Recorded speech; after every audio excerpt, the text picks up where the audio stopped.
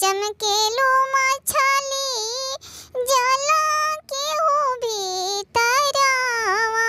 चमा चमा चमकेलो मछली जला के हो भीतरवा।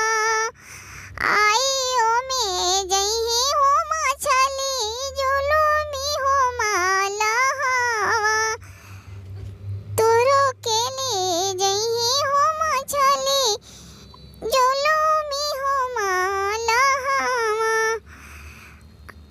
तू काहे चमकेलो मछली जला के हो भीतरवा।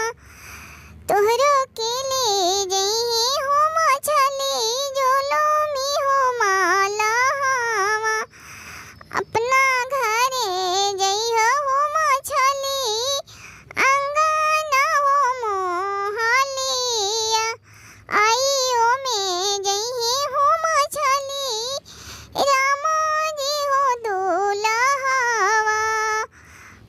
आइयो में जइहे हो मछली श्यामा जी हो दुलहवा।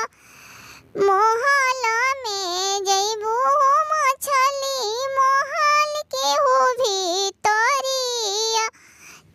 चमा चमा चमकेलो